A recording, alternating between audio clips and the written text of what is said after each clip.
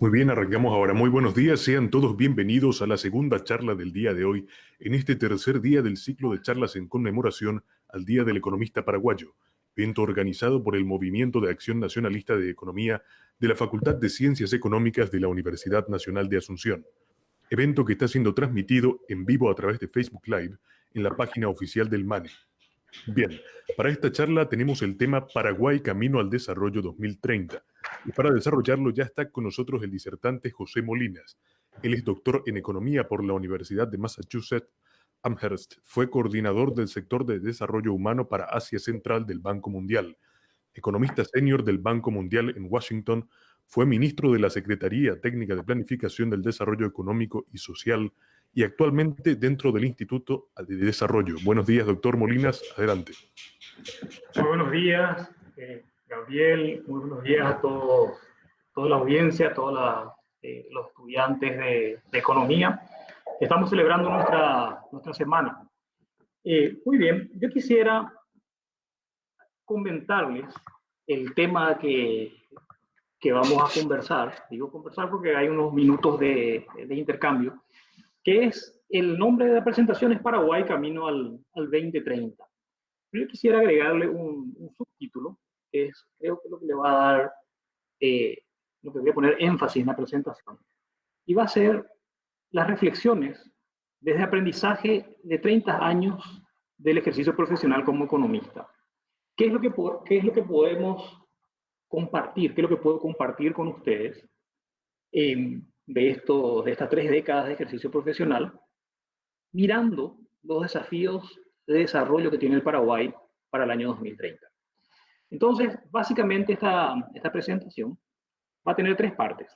Uno, vamos a hablar de lo que es la Agenda 2030, de tal manera que sepamos la relevancia que tiene este desafío.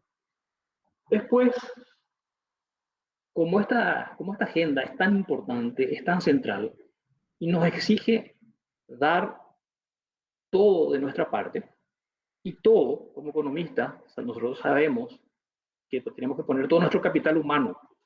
Y el capital humano, si uno hace una regresión de Mincer, básicamente se sintetiza en 2 componentes en la regresión minceriana. Uno es en los años de formación, los años de educación, y el otro son los años de experiencia. Los años de educación uno adquiere dentro de las aulas una serie de herramientas como economista. Primero, las bases para poder tener esa educación terciaria como economista, que también ya entra. Y después, cuando se termina esa educación, uno va al mundo laboral y continúa aprendiendo. Y el aprendizaje no siempre es el mismo. Entonces, yo quisiera compartir una mirada retrospectiva de este proceso y de qué elementos pueden ser útiles para poner a disposición de esta agenda del 2030. Entonces, esa sería la segunda parte de la presentación. Y una tercera parte, una síntesis, donde básicamente el momento en que esas lecciones aprendidas y dentro del contexto del 2030 nos permite generar una agenda de trabajo actual. Entonces van a ser estos 3 momentos del desafío de la Agenda 2030, mi mirada particular de lecciones aprendidas en el ejercicio profesional como economista en las últimas 3 décadas, y dónde estamos ahora, cuál es la agenda de trabajo a impulsar. Y a partir de eso podemos hacer una interacción. Muy bien, la Agenda 2030 es central. Es lo más central que uno pueda pensar por una siguiente razón. Es una agenda de transformación del país. Para el 2030, el Paraguay tiene un consenso que se lo ha explicitado primero, el Plan Nacional de Desarrollo, producto de 14 meses de consulta a lo largo y a lo ancho del país y con todas las organizaciones. ¿Cuál es el país que queremos? Era esa pregunta. Y segundo, que coincide con un respaldo político internacional que dentro del sistema de Naciones Unidas en el 2015, 193 países, 193 jefes de Estado o sus representantes se pusieron de acuerdo con una agenda. Y para sorpresa nuestra, y una buena sorpresa, ambas coinciden casi en su totalidad.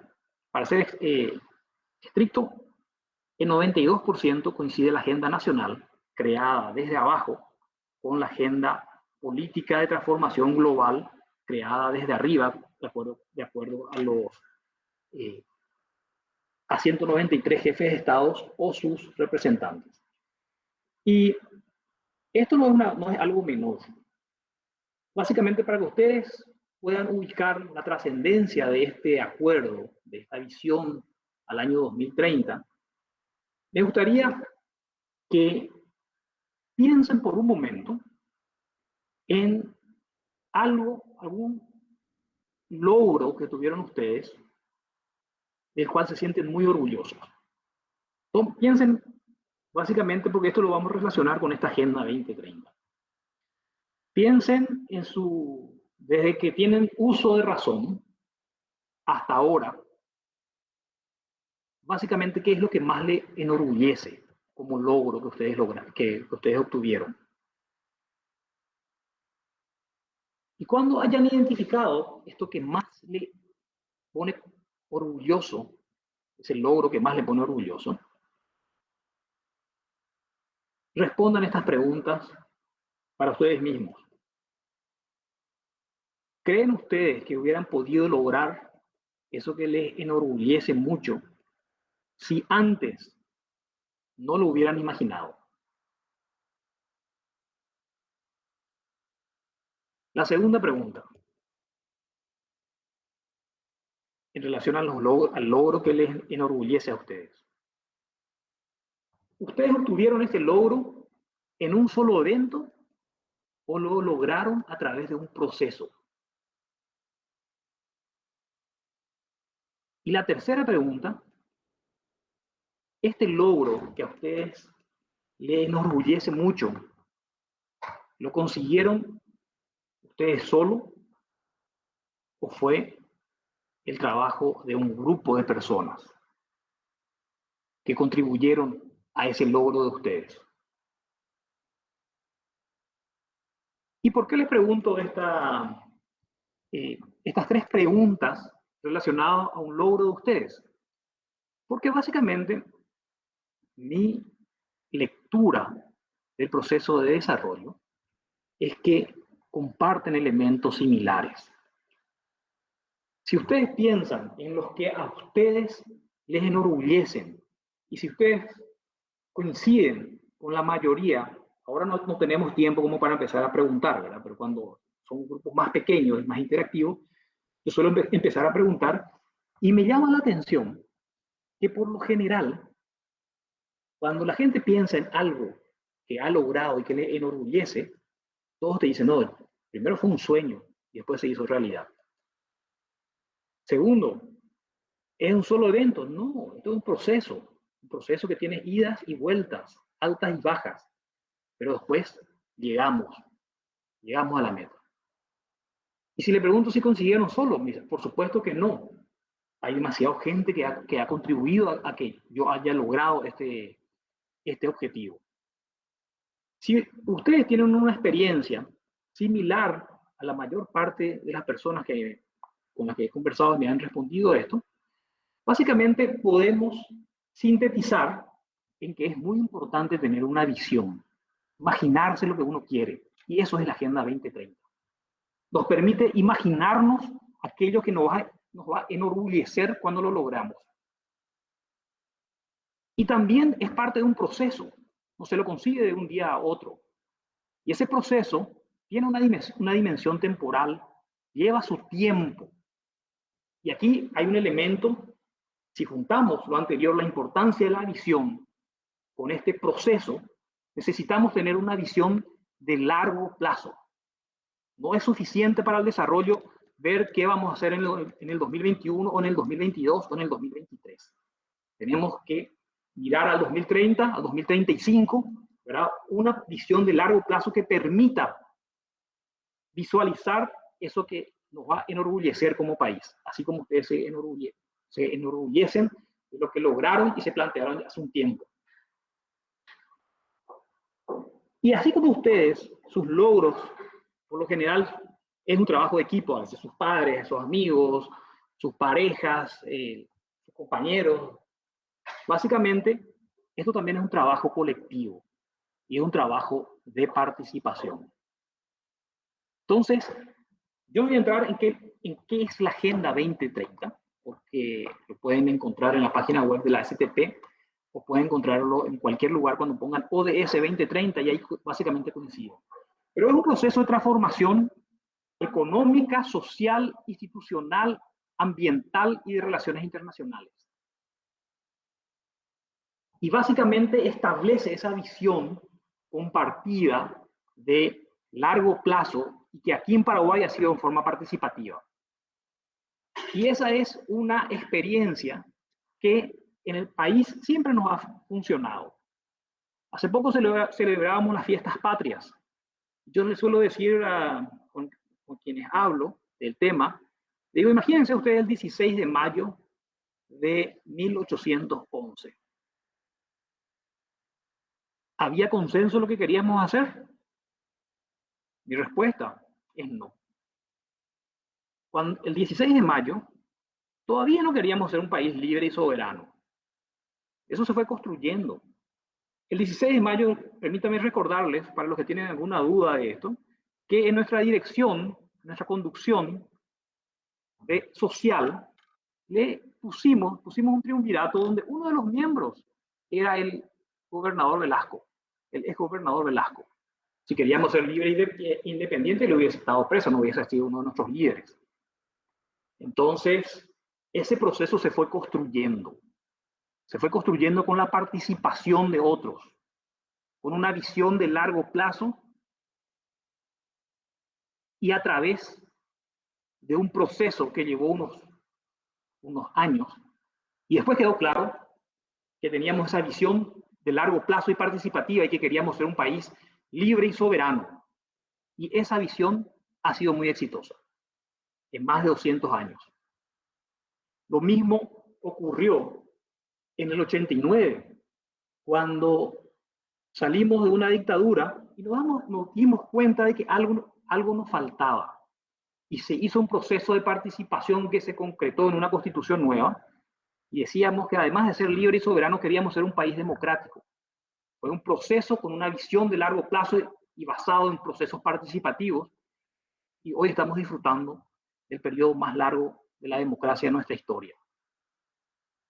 Entonces, esta agenda que nos dice que queremos reducir la pobreza a menos del 3%, que queremos lograr niveles de educación y de salud al nivel más alto de Sudamérica, con una sociedad liderada por jóvenes bien entrenados, con una economía en transformación hacia una economía del conocimiento, con índices de participación juvenil de las mujeres, de los pueblos indígenas altos, y con un Estado que sea solidario, que sea subsidiario, transparente, y que promueva la igualdad de oportunidades. Esa es nuestra agenda, nuestra visión de largo plazo participativa, que coincide con los 17 Objetivos de Desarrollo Sostenible de las Naciones Unidas, firmados por 193 países. Entonces, esta agenda de transformación es tan amplia que como economistas estamos obligados a dar todo de nosotros, con todas las herramientas que tenemos y con las que vamos a adquirir en estos años. Y realmente yo soy un enamorado de la ciencia económica. Si volviera a nacer, volvería a ser economista. Pero estas 3 décadas de ejercicio profesional me han enseñado a matizar qué funciona y qué no funciona. Y acá paso ya al segundo tópico. Entonces, quiero enfatizar el primero, la importancia de esta agenda de transformación del país al 2030, que coincide con una agenda de transformación global. Es tan importante que estamos obligados a dar todo de nosotros. Nosotros somos economistas. Entonces, quiero compartir con ustedes una reflexión de economista a economista, de qué, mirando atrás, de qué ha funcionado y de qué no ha funcionado. Y quisiera sintetizar, y después vamos a compartir ejemplos en cada uno de estos casos, de la teoría económica es muy poderosa y ha sido importante en muchos casos de de mi vida profesional. En muchísimos casos me ha dado una ventaja comparativa en ambientes interdisciplinarios utilizando teoría económica para casos concretos, para análisis de casos concretos.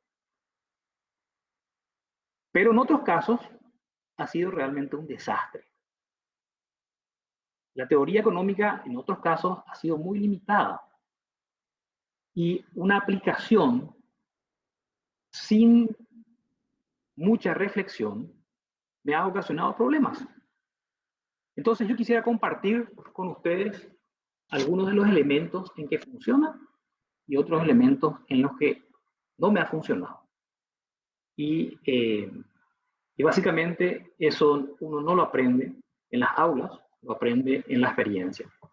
En las aulas se aprende las herramientas, se aprende la teoría económica.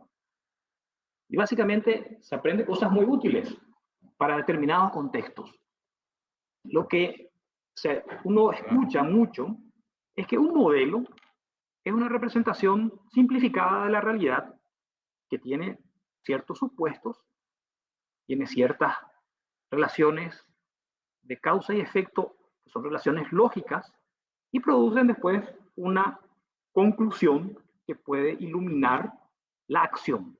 Eso es básicamente cómo nosotros operamos como economistas, cómo pensamos, nosotros modelamos, ¿verdad?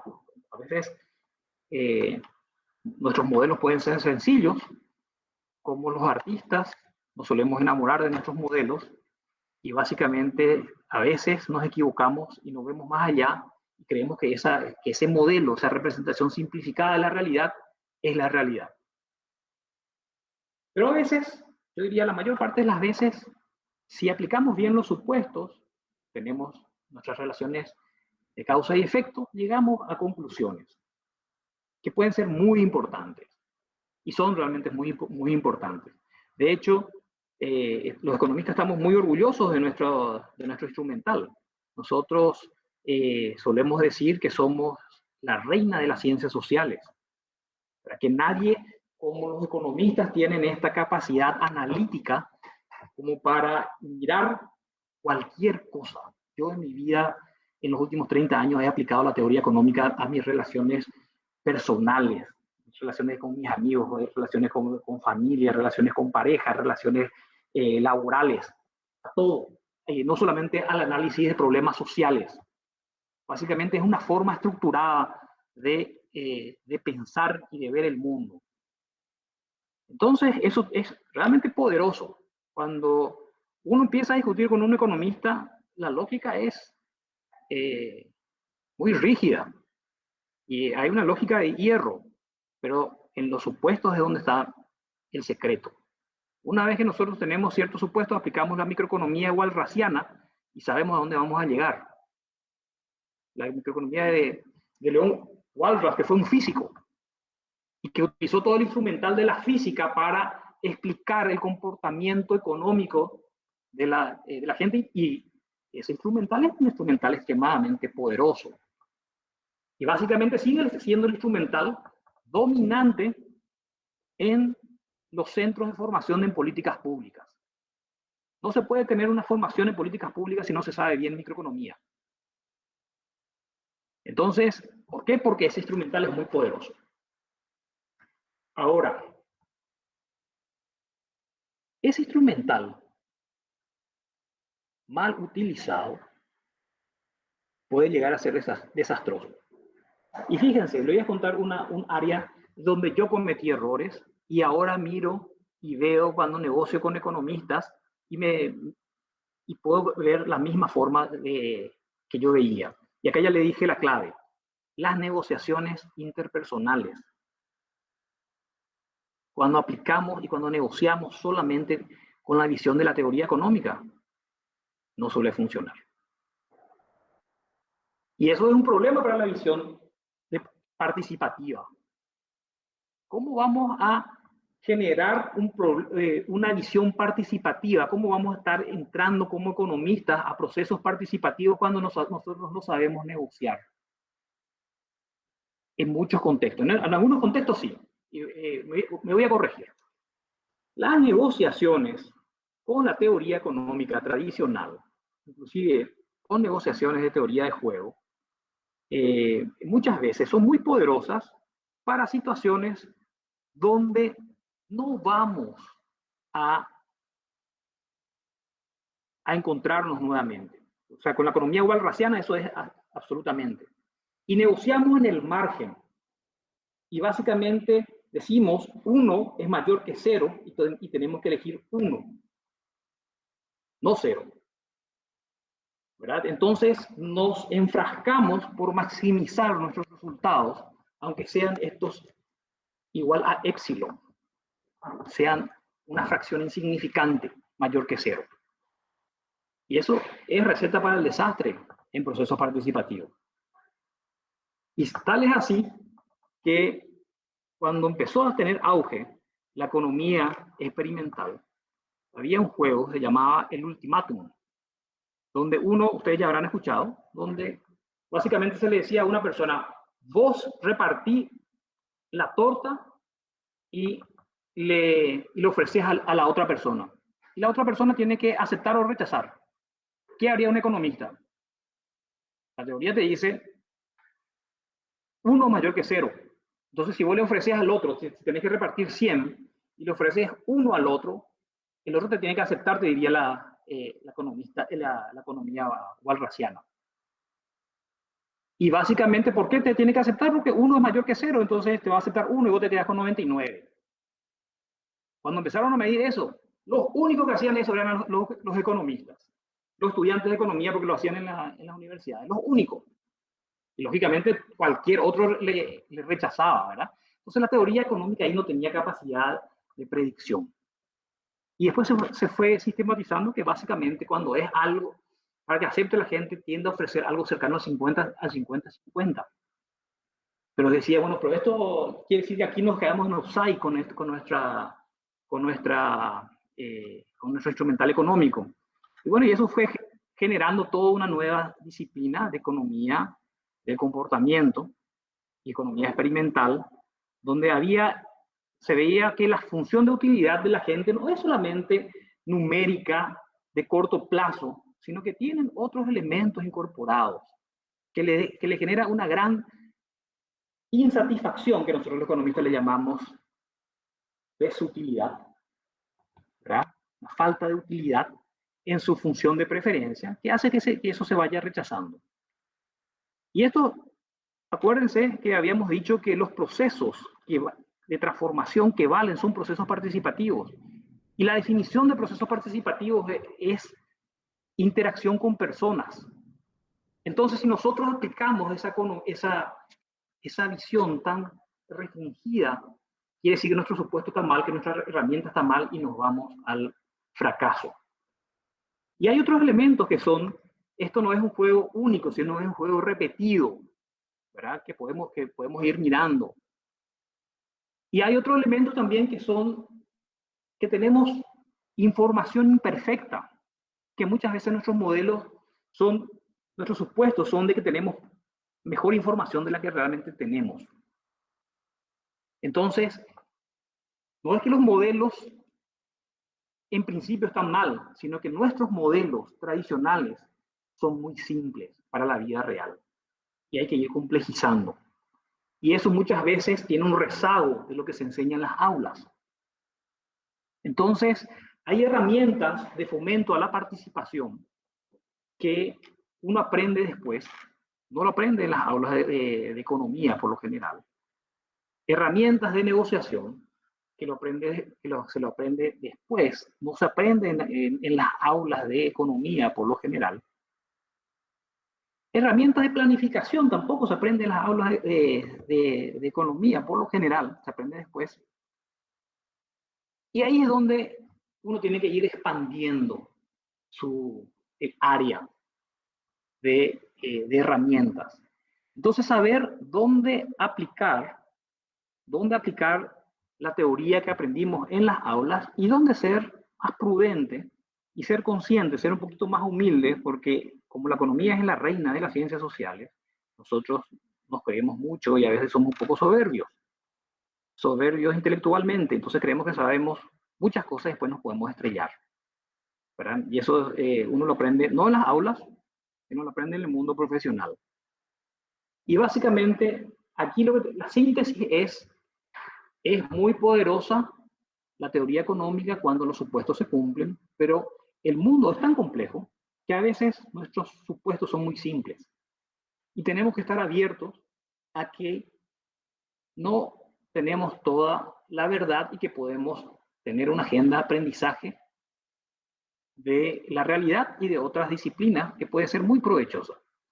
Y eso expande nuestra caja de herramientas como economista y nos hace más efectivos para contribuir en la construcción nacional en esta agenda de transformación al 2030, que es tan importante y que podemos aplicar nuestra caja de herramientas a cualquier cosa. Yo eso creo que nosotros como economistas podemos hablar de reducción de pobreza, reducción del hambre, mejoramiento de la educación, de la salud, de la generación de empleo, de la igualdad entre hombres y mujeres, del medio ambiente, del ecosistema marítimo, del cambio climático, del fortalecimiento de las instituciones, de la Alianza Internacional para el Desarrollo. De todo podemos hablar. Y tenemos herramientas poderosas, pero también tenemos que darle ese matiz de que, cuidado, acá vamos a interactuar con otras personas y veamos si nuestros modelos, nuestros supuestos son realmente los adecuados. Entonces, este es un elemento central dentro de este proceso de reflexión de qué funciona y qué no funciona.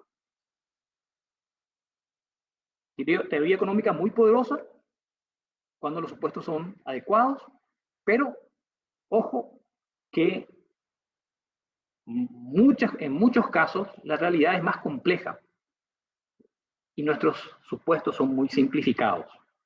Y a veces encaramos procesos participativos, procesos de negociación interpersonal en forma muy ingenua. Y los resultados pueden ser no óptimos. Muy bien. Esto, que después podemos ir conversando en más detalle, nos lleva a qué tenemos que hacer. Yo le voy a decir qué tenemos que hacer desde mi experiencia. Puede que otras personas tengan otras experiencias. Pero básicamente, dado que la agenda de transformación del país y de transformación también del mundo es tan central y es tan viable, y el economista tiene una caja de herramientas tan poderosa que, complementado con otras actitudes que no se aprenden en aula y que a veces son que tenemos que hacer un cambio porque nosotros tendemos como economistas a tener una pequeña soberbia intelectual y eso nos puede llevar a ciertos errores, podemos contribuir todavía más. Y le voy a decir dos elementos que a mí me están entusiasmando.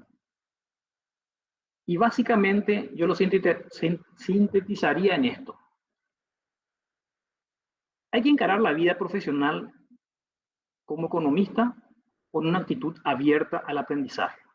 Ser consciente de que realmente tenemos un aparato analítico y conceptual sumamente poderoso, pero que la realidad es compleja y a veces nuestros supuestos son más simples y tenemos que aprender a escuchar más y preguntarnos qué es lo que funciona. No decir que nuestra hipótesis, nuestros modelos económicos tienen que ser la realidad. Como a veces se dice, si la realidad no se condice con mi modelo, peor para la realidad. Eso tenemos que cambiar. Si la realidad no se condice con nuestro modelo, una oportunidad de mejorar nuestro modelo. Y ahora eso yo lo tengo muy presente y me parece que analíticamente es muy desafiante, porque empezar a preguntarse, ¿qué es lo que funciona? Eso tiene dos elementos. Hay veces que yo escucho y me genera cierta reacción. Y escucho a veces más frecuentemente de lo que me gustaría. Es decir, eso no va a funcionar, porque si funcionaría, otros ya lo hubieran hecho.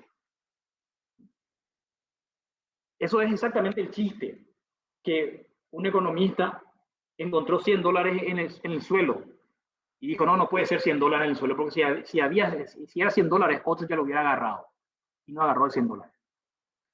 Entonces, ese mismo ejemplo, a pesar que es tan obvio, a veces uno escucha, no, esto no va a funcionar porque si no, otro ya lo hubiera hecho. No. Si se nos ocurre, probemos, seamos conscientes, analicemos qué supuesto tiene, formulemos bien, pero no porque el supuesto nos convence a nosotros y tiene una lógica causal muy fuerte, ya tiene que funcionar, sino que hay que medir eso. Hay que medir y hay que saber si funciona o no funciona. Y ahí tenemos una herramienta de evaluación de impacto tremenda. ¿Qué prestamos de las ciencias médicas, de las ciencias farmacéuticas y de la estadística? Y es esa evaluación de impacto donde la reina de la evaluación de impacto son los RCT en inglés, el Randomized Control Trial en inglés, que sería un modelo experimental aleatorizado con grupo de control en español, que es lo más riguroso y que nos permite aprender. Y eso me llama la atención, que hay muy pocos casos de este tipo de evaluaciones aquí en Paraguay. Nosotros desde el Instituto de Desarrollo tenemos una maestría en economía donde enfatizamos estas herramientas. Y en el 2019 le dieron el premio Nobel a Esther Duflo y a Brigitte Banerjee por hacer esto en el mundo de desarrollo. Por generar agendas de aprendizaje, probando y evaluando rigurosamente. Y eso es lo que tenemos que hacer. Entonces la evaluación de impacto, la agenda de evaluación de impacto nos abre una tremenda posibilidad de preguntarnos y de encarar problemas diciendo, mira, esto es lo que nosotros podemos saber de acuerdo a nuestra revisión de la literatura, somos conscientes de que no tenemos toda la verdad, entonces hacemos una intervención, probamos, después preguntamos si esto fue por suerte o tiene una validación externa, probamos en otros contextos y vamos generando un enriquecimiento de nuestra caja de herramientas y de nuestra teoría económica. Y ahí hay muchísimo campo que hacer, muchísimo campo que aprender. Eso se llama un laboratorio de qué es lo que funciona. Y un laboratorio en prácticas de transformación, en prácticas de políticas del desarrollo. Yo estoy convencido que esto es un elemento central que tenemos que incorporarlo con más fuerza. Tan convencido que en las carreras de economía bilingües en el Instituto de Desarrollo tenemos programas de Harvard y de MIT que enfatizan estos elementos, porque nos parece centrales. Y el otro elemento, y después empezamos a abrir la conversación, el otro elemento es que para las políticas públicas tenemos que ampliar la caja de herramientas tradicional del economista. Hay elementos que nos faltan desarrollar. Y sobre todo los elementos que tienen que ver con la relación interpersonal, sea uno a uno como procesos de negociación cooperativa, donde hay muchísimo. A mí me tocó tener un trabajo en República Dominicana. Me fui por el BID un año a enseñar un programa de políticas públicas y me dieron para que enseñe negociación con el enfoque de Harvard. Y básicamente ese enfoque era un enfoque de negociación cooperativa. Y ese enfoque de negociación cooperativa yo lo enseñaba y fue un aprendizaje interesante para mí, pero no había cuando vos aplicabas la teoría económica allí, te generaba mucha disonancia. al menos la teoría económica que yo conocía en ese momento, ¿verdad? Eso fue ya al principio de los 2000. Entonces, y básicamente, ese mecanismo de negociación funciona mucho más que los postulados de la teoría económica que yo manejaba en ese momento y me generaba cierta disonancia. Yo trataba de reconciliar uno con otro. Y básicamente llegué a la conclusión de que ese enfoque de Harvard, que era muy exitoso, partía de la base de que no había una información perfecta, hay una información muy imperfecta, y que básicamente, como había esa información imperfecta, uno trata de maximizar la satisfacción entre las partes, para que todos se sientan contentos y sea un mecanismo que permita establecer ganancias de largo plazo por intercambio, que están más o menos dentro de los postulados de la teoría de juegos repetidos, pero con mayor detalle y de mayor descripción de la realidad. Entonces, hay mucho que todavía podemos avanzar en la teoría de la negociación cooperativa y hay todo un campo de negociación cooperativa donde participan las áreas de negocios, las áreas de derecho que pueden ser bien interesantes. El otro elemento donde puede haber mucho enriquecimiento todavía es todo lo que sea la promoción de procesos participativos. Recuerden cuando empezamos a hablar de la transformación del país al 2030 y lo relacionábamos con los logros que a nosotros nos gustaba, nos habíamos dado cuenta de que esos logros los habíamos conseguido como trabajo de equipo. A nivel de país tenemos que hacer consensos básicos para reformas, para transformaciones, y a veces los enfoques que promueve la participación nos encontramos bastante limitados en nuestra caja de herramientas como economistas y eso hay que ir investigando y enriqueciendo. Pero en los procesos participativos tenemos una agenda interesante de probar qué funciona, de evaluar y de ir generando una agenda de investigación interesante. Que de hecho la economía experimental, probando y la economía del comportamiento nos van ayudando. Y otro elemento central es el cambio actitudinal o el cambio de comportamiento. Uno piensa que la economía básicamente modela el comportamiento de los seres humanos y hace una reflexión de las preferencias que tiene cada persona y a partir de esas preferencias va infiriendo su función de utilidad y va infiriendo de cómo deciden las personas.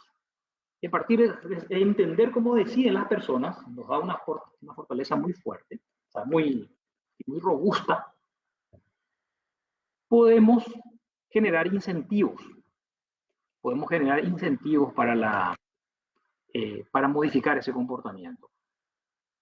Pero eso es un supuesto y operamos nosotros de esa forma. Y después nos vamos y evaluamos. Decimos, acá generamos este incentivo, tiene que afectar el comportamiento de las personas de esta manera, y después evaluamos cómo la gente reacciona. Y hay veces que sabemos que si reducimos precio, aumenta la demanda. Bueno, hay una forma de incidir en el comportamiento de la gente. Otras veces decimos, bueno, vamos a aumentar la sanción, y si aumenta el costo de ciertos comportamientos, eso hace que se disminuyan, que ese comportamiento se vaya alterando. Por ejemplo, si hacemos una cuarentena y ponemos la policía para que le multe o entonces sabemos que se podría respetar más esa cuarentena, pero si hacemos una cuarentena y no ponemos ninguna sanción, sabemos que las probabilidades de que se acate esa regla es muy baja. Entonces, trabajamos sobre cambio de comportamiento, pero yo creo que todavía podemos aprender mucho más en esa área. Les digo por qué. El trabajo del economista en el área de comportamiento tiene una fortaleza, que es la rigurosidad analítica y la lógica de hierro que tienen nuestros modelos, que nos hace sentar y empezar a hablar con autoridad casi de cualquier cosa. Pero es aburrido, es aburrido. Que cuando nosotros los economistas nos divertimos entre nosotros, ¿verdad? Y podemos hablar y nos divertimos con nuestros chistes de economistas, con nuestros modelos de economistas, pero cuando nos vamos allá hablamos con otra gente que no es economista y empezamos a hablar de economía, nos vamos quedando cada vez menos en el grupo. Entonces, esas herramientas no generan pasión, generan análisis. O sea, nuestra ventaja comparativa es el análisis, pero nuestra debilidad es la generación de pasión. Y para que haya cambio social, uno necesita de que una cuota importante de pasión.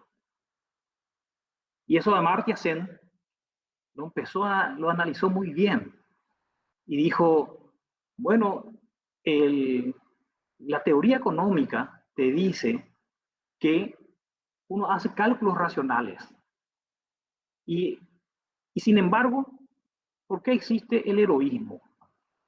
Porque hay gente que puede ir a morir por lo que piensa, como nuestros compatriotas en la guerra del 70, en la guerra del Chaco, murieron defendiendo un concepto de nación, un concepto de patria.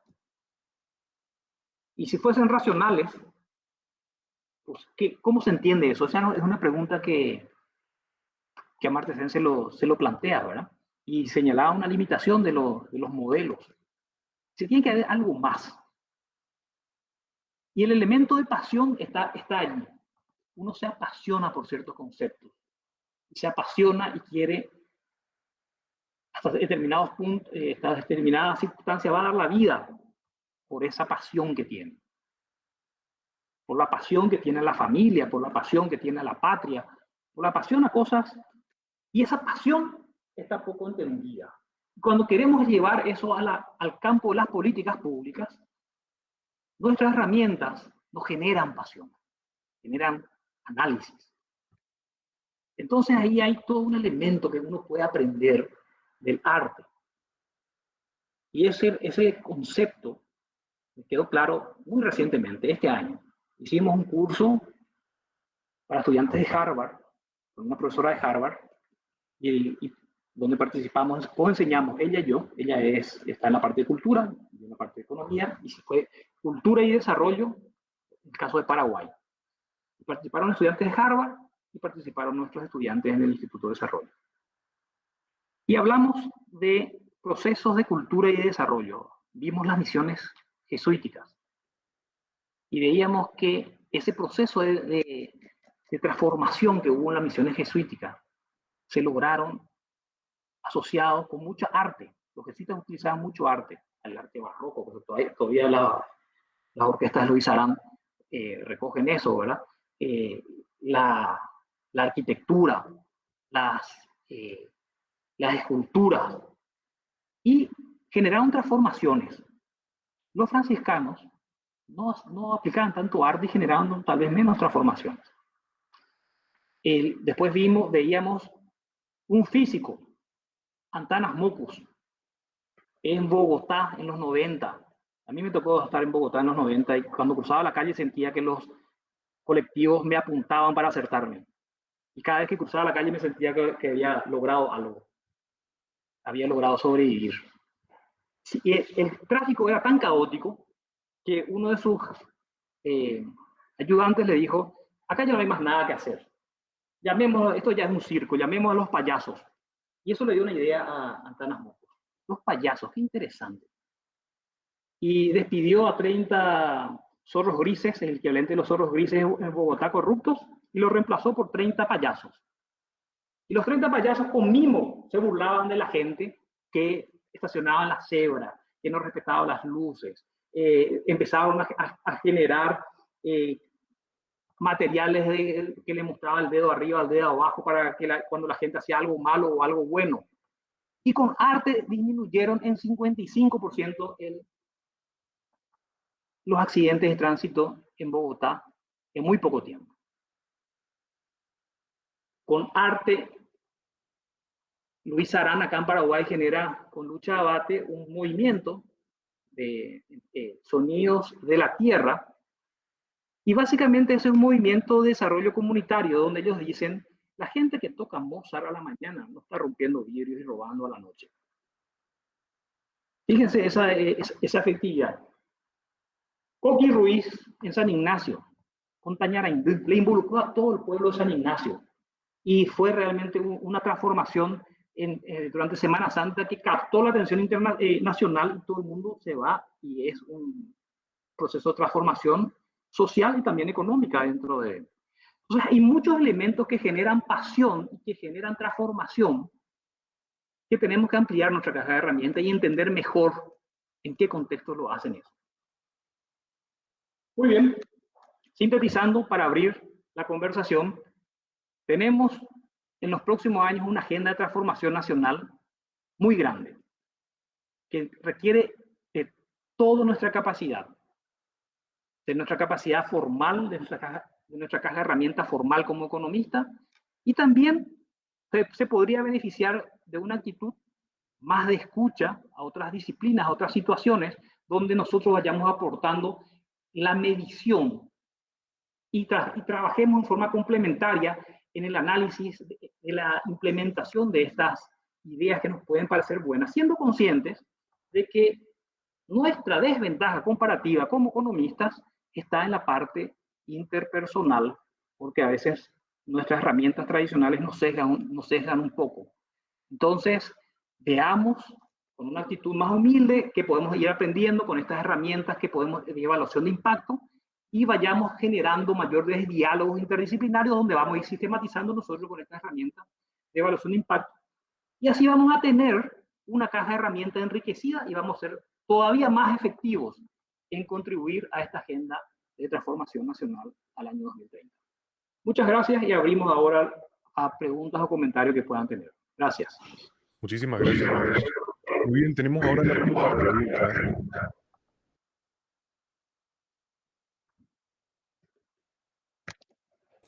¿Qué nos dice, en su opinión, cuál sería el desafío más grande para alcanzar con éxito los planes del 2030?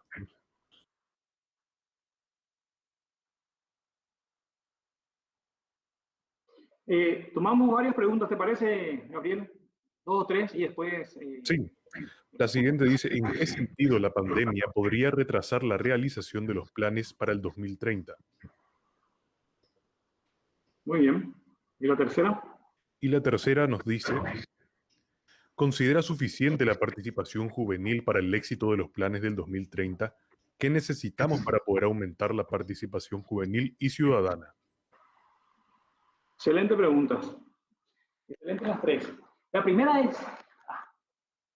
no sabría decirle cuál es el desafío, porque creo que hay varios desafíos. O sea, básicamente, yo respondería de la siguiente manera. ¿Qué es un proceso de desarrollo? Básicamente, la Agenda 2030 es un proceso de desarrollo, una agenda multidimensional de desarrollo, donde hay que mejorar en lo social, en lo económico, en lo ambiental, en lo institucional.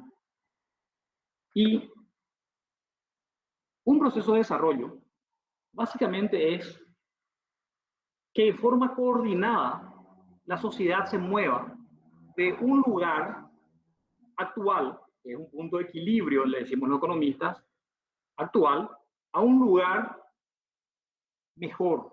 Nos movemos a un punto de equilibrio superior. Y para movernos de un equilibrio inferior a un equilibrio superior, uno sabe que esto es un ejercicio de coordinación. Tenemos que estar coordinados como sociedad para movernos todos juntos. Si no estamos coordinados, vamos a empujar para diferentes lugares y vamos a anular las fuerzas. En cambio, si apuntamos todos en una sola dirección, vamos a potenciar esa fuerza. Eso es el efecto de la coordinación. Ahora, hay 3 formas de coordinación. Uno es la acción pública, el Estado como elemento de coordinación. ¿Verdad? Ese es un elemento central de coordinación. Otro elemento de coordinación son las fuerzas de mercado. El sistema de precios es un sistema de coordinación muy bueno. O sea, los incentivos. El sistema de mercado es otro elemento de coordinación. Y ahí viene el sector privado. Y otro elemento de coordinación es el tercer sector, la sociedad civil. Y habría que fortalecer los sistemas de coordinación, tanto de la acción pública, del sistema de funcionamiento de mercado y del sistema de sociedad civil. Y ahí hay toda una agenda de investigación, cómo mejorar las políticas públicas, cómo mejorar que los mercados sean más eficientes, cómo mejorar que la cooperación entre la sociedad civil sea mayor para que puedan entrar a contribuir a esta forma alternativa de coordinación.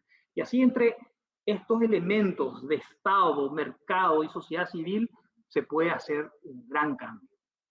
Y tenemos una agenda nosotros de desarrollo local, municipio por municipio, a través de los consejos de desarrollo municipal, donde están sociedad civil, sector público y sector privado, que creemos que hay que fortalecer. En el Instituto de Desarrollo hicimos al inicio de los 2000 una experiencia piloto en Carapeguá y en Ñemby, donde teníamos un modelo de desarrollo de abajo para arriba. Cuando me tocó estar en la STP, llevé varios de los elementos de las lecciones aprendidas allí, y hoy hay 248 municipios que tienen sus planes de desarrollo municipal en forma participativa, que saben hacia dónde se quieren ir en forma coordinada. Hay 232, hubieron 232 en el 2016 que formaron sus consejos de desarrollo, donde estaban el Estado a través del gobierno local y de representantes del gobierno central, el sector privado y la sociedad civil, y empezaron a trabajar. Y bueno, y eso son áreas que se pueden ir fortaleciendo. Entonces, coordinación es tal vez el mayor desafío, fortalecer desde nuestro aporte profesional a los mecanismos de coordinación. La pandemia es un shock que ocurre una vez cada 100 años. Muchos que nacieron después del 2020 no vieron esta pandemia en 2018, la fiebre española. Algunos murieron antes, pero ahora nos tocó a nosotros vivir este shock. Como cualquier shock, esto nos golpea y nos quita una senda en la que veníamos estando. Pero, como toda adversidad, hay posibilidades de que tenga externalidades positivas. Y ustedes se preguntarán por qué yo digo esto. Y bueno, fíjense el efecto de los países nórdicos, un frío de la Gran 7, que esa adversidad le obligó a ser más creativos, a organizarse mejor, a innovar más, en comparación con las sociedades donde tenían todo servido, donde tiraban la comida de los árboles. Entonces, esta adversidad puede catalizar elementos de innovación en nuestra sociedad, que puede que el efecto neto en el mediano plazo sea positivo.